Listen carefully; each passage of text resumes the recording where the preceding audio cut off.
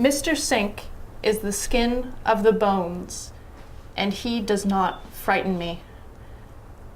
Mr. Sink comes into existence on certain days and at certain hours, and you know when he exists because all of the streets grow quiet and the non-essential people disappear. We are talking about extras. Mr. Sink hates extras. When Mr. Sink appears on certain days and at certain hours, all of the streets grow quiet and the non-essential people disappear. When Mr. Sink is here, if you drop a pin and the pin is non-essential, the pin does not make a sound. The same goes for trees falling in the woods, and so on.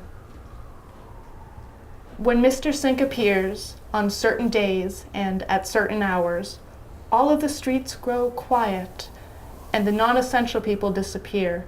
And if you drop a pin and that pin is also non-essential, the pin will not make a sound. Mr. Sink only eats meat. Mr. Sink is the skin of the bones, and he does not frighten me. I met him for the first time when I was 6 years old. I was at a fair with my parents, and then I was alone at a fair, and because no one was there when there were crowds just before, I believed that I was suffering a waking nightmare, and I screamed and I said, "Help, please help." And Mr. Sink heard me because I am not a pin, and I am essential. I asked, "Who's there?" Mr. Sink smiled with dozens of perfect white teeth, and he said, "Why, I am an actor." Mr. Sink is the star, nothing else, and if you do not correct yourself, he will correct you. When I was 6 years old, I was afraid of Mr. Sink, because Mr. Sink is a frightening person. Mr. Sink is all angles with sharp elbows and sharp knees and a sharp smile, and his hair looks like it was styled with a razor blade because all of the ends are so straight. Mr. Sink wears bright white gloves that are never stained, even though Mr. Sink does a lot of things that would probably stain them. When Mr. Sink is finished existing, everyone comes back. I spend time in therapy. I am not to be believed. My name is Molly Duarez, and I am 15 years old. I will be 16 in 3 months. In our first meeting, Mr. Sink left without saying goodbye. Later, the therapists would ask, "Do you remember where he went?" And I would say, "No, I do not remember where he went, and I do not remember how he came in." I softened my story once I hit 4th grade. I said that there is no Mr. Sink. There is nothing wrong with me, but only that I cry sometimes. Sink is an anagram for skin, and this is not an accident. Mr. Sink was born from a storybook. Once upon a time, the story starts. There was a man, and this man was not happy at all. This unhappy man went home after a long day, with his hair soaked in rain, and then this man climbed inside the shower and took off all of his skin with a razor blade. It came off together in one perfect piece, like a pillowcase. Instead of dying, the sad man became 2 different people. His bleeding, exposed body became an artist. His sagging, flimsy skin became an actor.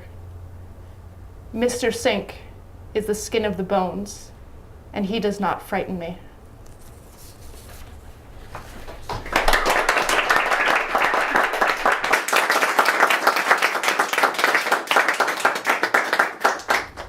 When I was 12, I spent a rainy summer afternoon studying the peeling paint on a corner of the ceiling just above my bed. It was unsettling and therefore also completely engrossing. Most ceilings peel the way a puddle spreads, outward. Hardened chips drop to the carpet day after day, leaving behind an expanding shape, a sideways silhouette of Abe Lincoln one day that becomes an outline of the state of Montana the next.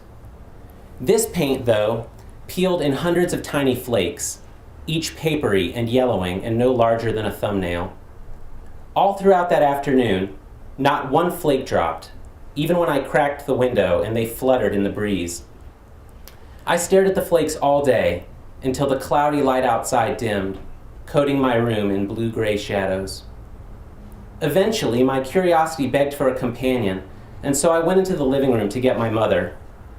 I found her in her typical reading pose, lying on the couch with her head resting on one armrest and her feet perched on the other, the television on but muted, and an ashtray balanced on her stomach, a cigarette pinched between the fingers of the hand not holding the book.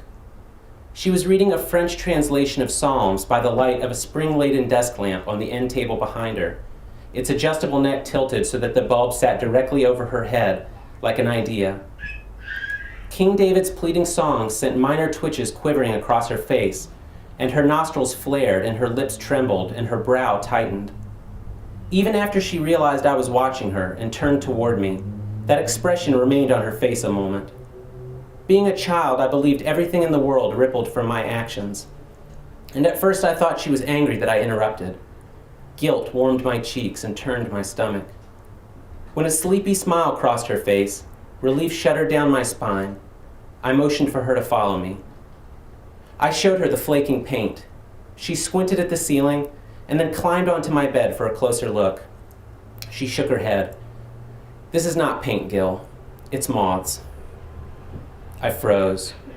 "No, it isn't," I said, as though insistence might prevail over reality. I backed into the hall. My mother hopped off the bed. "Yes, it is," she said. "Watch." She flicked on the lights. In an instant, the flakes peeled loose and swarmed the glowing orb at the center of the ceiling. Their papery wings batted against the bulb, like applause. Screaming, I fell to the carpet. I clutched my mother's legs from behind and watched the horrifying scene through the space between her ankles. "Oh, please," she said. "Before you didn't know what to be afraid of, and you spent all afternoon watching them, no problem. Now that you know, suddenly it's so scary? So go back to before when you didn't know what from what, and don't make yourself so afraid." That logic failed to comfort me, of course, and I continued to tremble and whimper. "Ah," she said, tying her long hair into a quick bun. "Go into my room, I'll handle it." She spent the next 15 minutes in my room, behind the closed door. Through the walls, I heard our whiny vacuum cleaner slurp and click every few seconds as she sucked the moths into its chamber. Afterwards, she shook the vacuum bag out the living room window. We lived on the second floor, and the cloud of moths scattered into the branches of the tree just outside. I could see them hanging from the undersides of the broad leaves to stay dry in the rain. My mother pulled down the shade. She never clung to the underside of anything in her life, and she wasn't interested in creatures that did.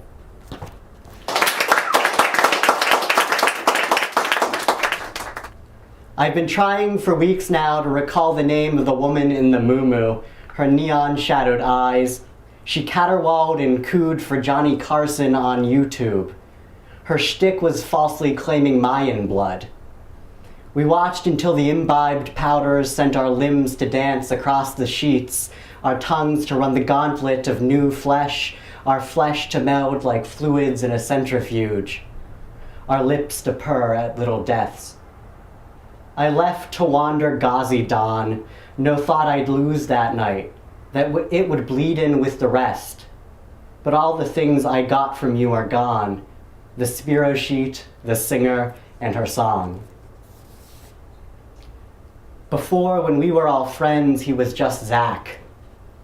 But then at 13, he stuck his fingers into the spokes of a bicycle tire, whirling fast down the steep incline of Federal Street, and flipped over the handlebars, and brought his throbbing hand to his face, curls of pink flesh like wet pork rinds. We all started to call him Nubs after that. And then he got busted at school with his stepfather's crack pipe wedged in his shoe, and nobody called him anything. He never talked again, and we would watch him sitting alone in the library, thumbing through the pages of National Geographic, looking for native women with his one good hand. And one day he wasn't there, and he never came back, and I wondered when everything had changed.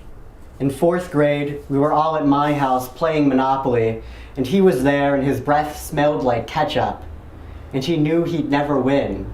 His face scrunched up like a ripe tomato, those pink and blue bills crumpling in the big red fist he'd never make again.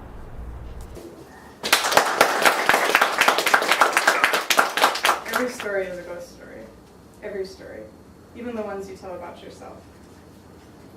When I was little, I believed that the person I was today, and the person I was yesterday, and the person I would be tomorrow were 3 separate people.